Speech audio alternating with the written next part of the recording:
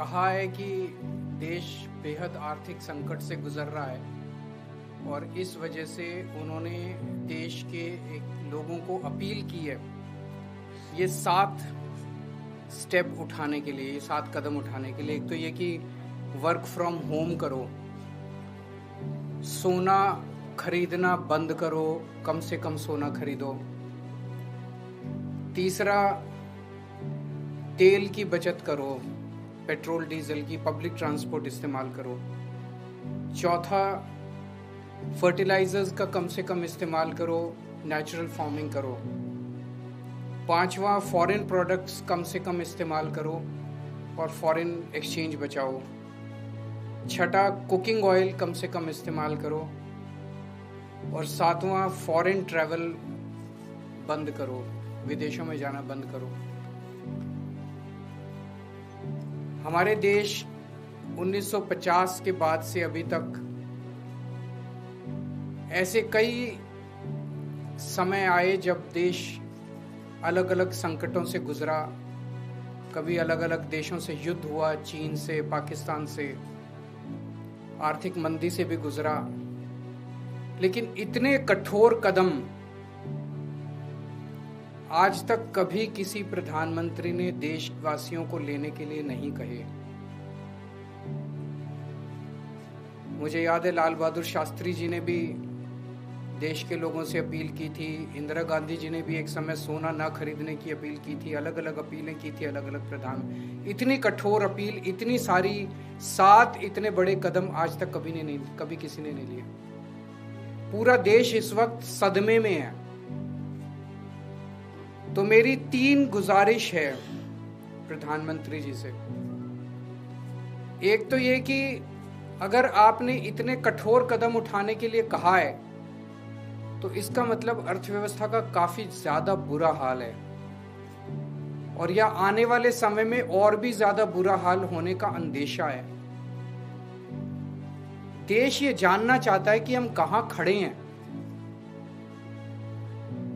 आपने हमें कहा हम सब देशवासी देशभक्त हैं, कठोर से कठोर कदम भी उठाएंगे, कठोर से कठोर अपने को, अगर हमें कठिनाइयां बर्दाश्त करनी पड़ी, कुर्बानियां देनी पड़ी देश के लिए, वो भी करेंगे। लेकिन पता तो चले कि ये कदम क्यों उठाए जा रहे हैं, पता तो चले कि अर्थव्यवस्था कहां खड़ी है। केवल आदेश भर दे देने से तो काम नहीं चलेगा ना। ये देश हम सब लोगों का है, ये देश हम 140 करोड़ लोगों का है। तो प्रधानमंत्री जी से मेरा पहला निवेदन है कि वो पूरा आज हमारी क्या स्थिति है, अर्थव्यवस्था की, इकोनॉमी की क्या स्थिति है और आने वाले समय में कुछ महीनों में या 1 साल में हमारी क्या स्थिति होने का अंदेशा है, इसके ऊपर सारी जानकारी देश के लोगों के साथ साझा करे। नहीं तो लोगों के मन में शंका पैदा होती है, अलग अलग किस्म की अफवाहें फैल रही है, कोई कुछ कह रहा है, कोई कुछ कह रहा है, अफवाहों का बाजार गर्म है।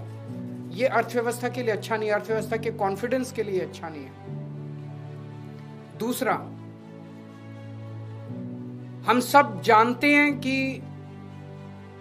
ये इराक और अमेरिका के बीच जो युद्ध है उसकी वजह से हो रहा है। लेकिन इराक और अमेरिका की वजह से युद्ध जो है उसकी वजह से तो पूरी दुनिया प्रभावित है, सारी दुनिया के सभी देश प्रभावित हैं उस युद्ध की वजह से। लेकिन किसी भी देश ने, किसी भी देश की सरकार ने इस किस्म के ये 7 कदम उठाने के लिए किसी भी देश की सरकार ने अपने नागरिकों को अपील नहीं की है। एक भी देश नहीं है। किसी ने कुछ एक स्टेप, किसी ने 2 स्टेप, किसी ने, लेकिन ये 7 इतने कठोर कदम उठाने के लिए एक भी देश की सरकार ने अपने नागरिकों को अपील नहीं की है। इससे मन में शंका पैदा होती है कि कहीं स्थिति केवल इराक अमेरिका के युद्ध की बजाय और भी कहीं स्थिति कुछ और ज्यादा खराब तो नहीं है।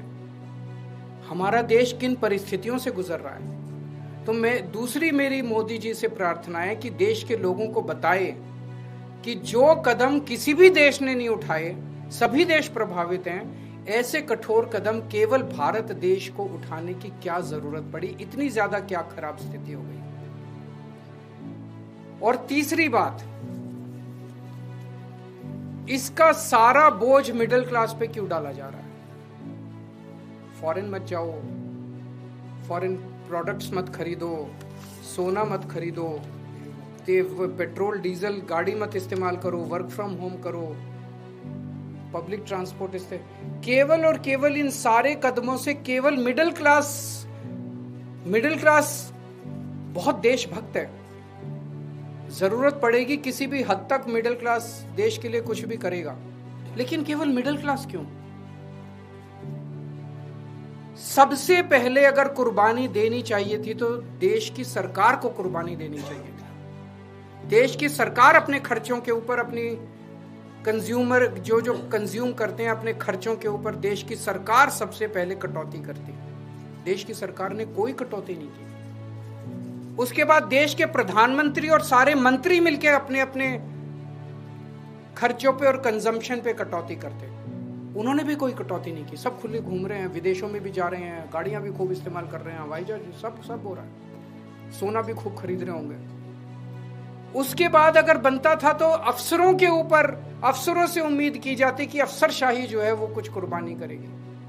उसके बाद उम्मीद थी देश के अल्ट्रा रिच, जिनमें मोदी जी के कुछ दोस्त हैं, उनसे भी एक अपील करते मोदी जी की अडानी जी भी कुछ कुर्बानी करें, और जो देश के अल्ट्रा अरबपति हैं वो भी कुछ करो। उनसे भी कोई अपील नहीं की गई। केवल और केवल देश की मिडिल क्लास से ये अपील की गई। इस बात का दुख होता है। मैंने पिछले 2 दिन में कई लोगों से बातचीत की, उन्होंने कहा हम करेंगे देश के लिए कुर्बानी, लेकिन केवल हम क्यों? अडानी जी कुर्बानी नहीं करेंगे, मंत्री कुर्बानी नहीं करेंगे, अफसर कुर्बानी नहीं करेंगे, मोदी जी कुर्बानी नहीं करेंगे। देश तो सबका 140 करोड़ लोगों का है, चुन के केवल मिडिल क्लास के। तो हम सब लोग तैयार हैं, जो भी देश के लिए करने की जरूरत है हम सब तैयार हैं, लेकिन चुन के मिडिल क्लास को टारगेट ना किया जाए और देश के साथ सारी इंफॉर्मेशन साझा की जाए। अगर आपके कोई प्रश्न है तो। सबसे पहले मैं उन लाखों बच्चों को और उनके पेरेंट्स को अपनी तरफ से पूरी संवेदना देना चाहता हूं जो इस परीक्षा के रद्द होने से प्रभावित हुए हैं। मैंने भी अपनी जिंदगी में आईआईटी का पेपर दिया था पहले, फिर सिविल सर्विसेज का पेपर दिया था। मैं जानता हूं कि किस तरह से कठोर तपस्या करनी पड़ती है। हमारा एक छोटा सा घर होता था वहां पे हिसार में, ऊपर एक छोटा सा कमरा बनवा लिया था। 24 घंटे उस कमरे में बैठा मैं तैयारी करता रहता था। फॉर्चुनेटली उन दिनों में पेपर लीक नहीं हुआ करते थे। इतना गरीब परिवार होते हैं, वो गरीब परिवार, कोचिंग इतनी महंगी है। कोचिंग करने के लिए कई लोग दिल्ली आके रुकते हैं, दिल्ली में किराए की जगह लेते हैं बच्चे। अपने माँ बाप, कई लोगों के माँ बाप अपनी सोना गिरवी रख देते हैं, जमीन बेच देते हैं बच्चे को कोचिंग कराने के लिए। और उसके बाद अगर पेपर लीक हो जाए तो उससे बड़ा मैं समझता हूं कि धोखा किसी के साथ नहीं हो सकता। और ये नीट का पेपर पहली बार लीक नहीं हुआ। मेरे ख्याल से एक बार 17 में हुआ था, एक बार 21 में हुआ था, फिर एक बार 24 में हुआ था, और एक बार अब लीक हुआ है। 4 बार पेपर लीक हो चुका। तो पेपर ऐसे तो लीक होते नहीं। इसका मतलब बहुत बड़े स्तर के ऊपर कुछ ना कुछ तो कल्यूजन है, मिली भगत है, पॉलिटिकल पेट्रोनेज है। मैं ये जानना चाहता हूं जिन्होंने 2017 का पेपर लीक किया था वो आज कहां हैं? उनको सजा मिली? जिन्होंने 2021 का पेपर लीक किया था उनको सजा मिली? जिन्होंने 2024 का पेपर लीक किया, सबकी बेल हो गई, सारे बाहर हैं। सबको कह दिया गया अब अगले पेपर के लीक करने की तैयारी करो, और वो कर रहे हैं। पेपर लीक पे लीक पे ये चल क्या रहा है इस देश के अंदर? और मैं पूरी जिम्मेदारी के साथ कहता हूं, सरकार चलाना कोई आसान काम नहीं है। सरकार चलाना बहुत मुश्किल काम है। जिन लोगों से एक पेपर ठीक से नहीं होते बिना लीक करवाए, वो सरकार क्या चलाएंगे? मिले हुए हैं ये लोग। It is a case of complete कल्यूजन। लाखों करोड़ों बच्चों के भविष्य के साथ खिलवाड़ किया जा रहा है। उन सब बच्चों के साथ मेरी संवेदनाएं हैं, और मैं उन सब बच्चों को बोलना चाहता हूं कि सड़कों के ऊपर